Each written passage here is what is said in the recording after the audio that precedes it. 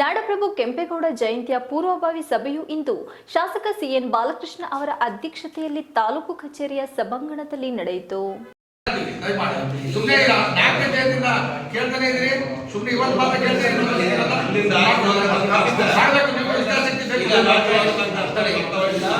ಪೂರ್ವಭಾವಿ ಸಭೆ ನಡೆಸಿ ಭಾಗವಹಿಸಿದ ಶಾಸಕ ಸಿಎನ್ ಬಾಲಕೃಷ್ಣ ಮಾತನಾಡಿ, ಇದೇ ತಿಂಗಳು 27ನೇ ತಾರೀಕು ನಾಡಪ್ರಭು ಕೆಂಪೇಗೌಡರ ಜಯಂತಿಯನ್ನು ಅರ್ಥಪೂರ್ಣವಾಗಿ ಆಚರಣೆ ಮಾಡಲು ತೀರ್ಮಾನ ಕೈಗೊಳ್ಳಲಾಗಿದೆ ಎಂದು ತಿಳಿಸಿದರು. ವಿವಿಧ ಕ್ಷೇತ್ರದಲ್ಲಿ ಸೇವೆ ಸಲ್ಲಿಸಿದ 12 ಜನ ಸಾಧಕರನ್ನು ಗುರುತಿಸಿ ಗೌರವಿಸಲಾಗುವುದು. ತಾಲೂಕು ಒಕ್ಕಲಿಗರ ಸಮಾಜದ ಏಳಿಗೆಗೆ ನಿವೇಶನವನ್ನು ಅತಿ ಶೀಘ್ರದಲ್ಲಿ ನೀಡಲಾಗುವುದು ಎಂದರು. ವಿವಿಧ ಕಲಾ ತಂಡದೊಂದಿಗೆ ನಾಡಪ್ರಭು ಕೆಂಪೇಗೌಡರ ಭಾವಚಿತ್ರದೊಂದಿಗೆ ಪಟ್ಟಣದ ಆರ್ಎಂಸಿ ಮುಂಭಾಗದಿಂದ ತಾಲೂಕು ಕಚೇರಿಯವರೆಗೆ ಬೃಹತ್ ಮೆರವಣಿಗೆ ನಡೆಸಲಾಗುವುದು. ಈ ಕಾರ್ಯಕ್ರಮಕ್ಕೆ ರಾಜ್ಯ ಒಕ್ಕಲಿಗರ ಸಂಘದಿಂದ 25,000ಗಳನ್ನು ಆರ್ಥಿಕ ಸಹಾಯ ನೀಡಲಾಗುವುದು ಎಂದು ತಿಳಿಸಿದರು. ಕಾರ್ಯಕ್ರಮಕ್ಕೆ ಆಗಮಿಸುವ 1000 ಮಂದಿಗೆ ಊಟ ಹಾಗೂ ಬಾಟಲಿ ನೀರಿನ ವ್ಯವಸ್ಥೆಯನ್ನು ಮಾಡಲಾಗುವುದು.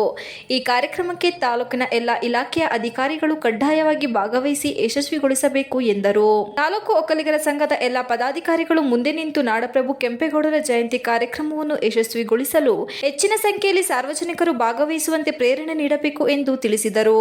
ಇದೇ ಸಂದರ್ಭದಲ್ಲಿ ಶ್ರವಣಬೆಳಗೊಳ ವಿಧಾನಸಭಾ ಕ್ಷೇತ್ರದ ಶಾಸಕರಾದ ಸಿಎನ್ ಬಾಲಕೃಷ್ಣ, ತಾಲೂಕು ದಂಡಾಧಿಕಾರಿ ಬಿಎಂ ಗೋವಿಂದರಾಜು, ತಾಲೂಕು ಕಾರ್ಯನಿರ್ವಹಣಾಧಿಕಾರಿ G R Harish, DYSP Raviprasad, police ವೃತ್ತ ನಿರೀಕ್ಷಕರಾದ ರಘುಪತಿ, ಪುರಸಭೆ ಮುಖ್ಯ ಅಧಿಕಾರಿ ಹೇಮಂತ್, ಶಿಕ್ಷಣ ಆಯೋಜಕರಾದ ಅನಿಲ್, ನಾಡಪ್ರಭು ಕೆಂಪೇಗೌಡ ವೇದಿಕೆಯ ಸಂಸ್ಥಾಪಕ ಅಧ್ಯಕ್ಷರಾದ ಕಾಳೇನಹಳ್ಳಿ ಆನಂದ್, ಕನ್ನಡ ಸಾಹಿತ್ಯ ಪರಿಷತ್ತಿನ ಅಧ್ಯಕ್ಷರಾದ ಎಚ್ಎನ್ ಲೋಕೇಶ್, ತಾಲೂಕು ಒಕ್ಕಲಿಗರ ಸಂಘದ ಅಧ್ಯಕ್ಷರಾದ ಜೈಪಾಲ್, ಗೌರವಾಧ್ಯಕ್ಷರಾದ ಶಿವೇಗೌಡ, ಮಕ್ಕಳ ಸಾಹಿತ್ಯ ಪರಿಷತ್ತಿನ ಪದಾಧಿಕಾರಿಗಳಾದ ಮಹಾದೇವ್, ಸಿಜಿ ಸೋಮಶೇಖರ್, ಕರ್ನಾಟಕ ರಕ್ಷಣಾ ವೇದಿಕೆ ಅಧ್ಯಕ್ಷರಾದ ಕರಡೇವು ಮಧು, ಕನ್ನಡ ಪರ ಹೋರಾಟಗಾರ ಜನಿವಾರ ಶರತ್, ರೈತ ಸಂಘಟನೆ ಮುಖಂಡರಾದ ಮೀಸೆ ಮಂಜಣ್ಣ, ಉತ್ತೇನಹಳ್ಳಿ ಸಾಗರ್ ಸೇರಿದಂತೆ ಇತರರು ಹಾಜರಿದ್ದರು.